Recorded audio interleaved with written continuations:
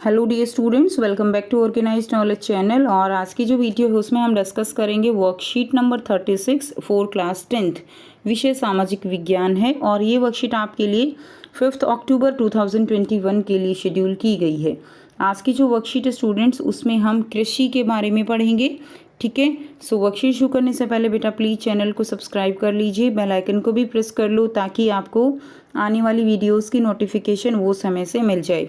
सो प्रिय विद्यार्थियों, कृषि के विभिन्न प्रकार और कुछ फसलों के विषय में कार्यपत्रक 9, 10 एवं 11 में पढ़ चुके हैं। हमने वहाँ पर चावल की खेती, जूट की खेती, उन सब के बारे में पढ़ा था।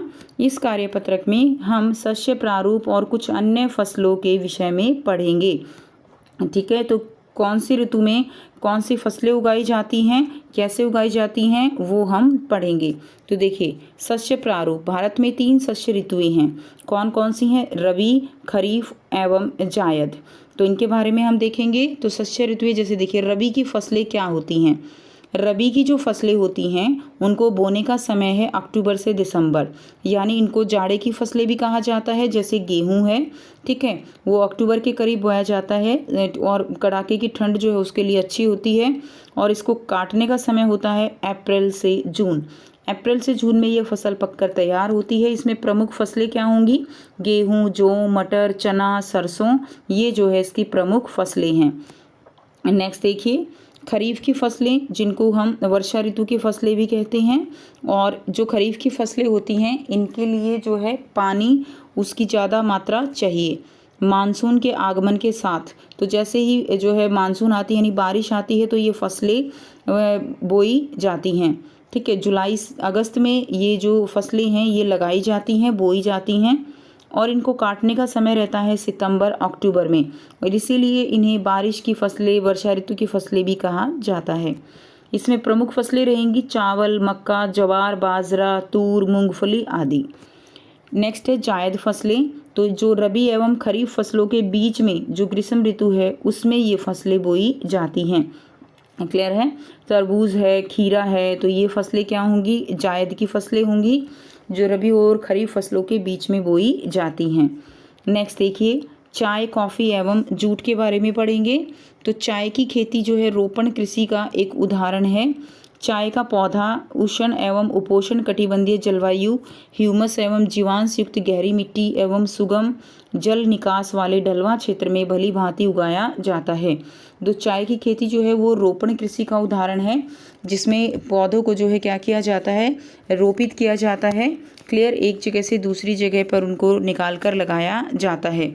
और इसका पौधा उपोषण एवं जो उष्णकटिबंधीय जलवायु होती है, गहरी मिट्टी और सुगम जल निकास वाले जो ढलवां क्षेत्र हैं उनमें इसको भली भांति उगाया जाता है।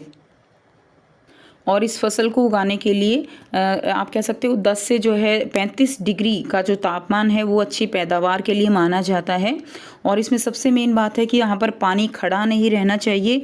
लिखा है ना ढलवां क्षेत्र, तो क्षेत्र जो है वो कैसा होना चाहिए? ढलवां, यानी पानी जो है उसके अंदर खड़ा नहीं होना चाहिए। इसलिए जल निकासी की व्यवस्था अच्छी होनी चाहिए। ठीक है, और इसके लिए लगाने के लिए आप कह सकते हो कि अक्टूबर नवंबर का महीना सबसे ठीक रहता है। तो इसे वर्ष भर नम और पाला रहित जलवायु की आवश्यकता होती है। और चाय के मुख्य उत्पादक राज्य हैं असम, पश्चिम बंगाल, तमिलनाडु और केरल। क्लियर है? नेक्स्ट देखिए, कॉफ़ी। भारतीय कॉफ़ी अपनी गुणवत्ता के लिए विश्वविख्यात है। हमारे देश में मुख्यतः अरेबिका किस्म की कॉफ़ी पैदा की जाती है और इसकी कृषि की शुरुआत बाबा बूदन पहाड़ियों से हुई थी। और कर्नाटक, केरल और तमिलनाडु कॉफ़ी के लिए प्रमुख उत्पादक राज्य हैं। कॉफ़ी की खेती के लिए जो दोमट मिट्टी होती है वो अच्छी होती है। ठीक है, और इसके लिए भी तापमान 15 से 30 डिग्री के करीब ही चाहिए होता है। और जो भारतीय कॉफ़ी है वो मुख्यतः क्या है? अरेबिका किस्म की कॉफ़ी है। इसकी शुरुआत बाबा बूदन की जो पहाड़ियाँ हैं, बाबा बूदन की पहाड़ियाँ कर्नाटक के चिकमंगलूर में स्थित हैं।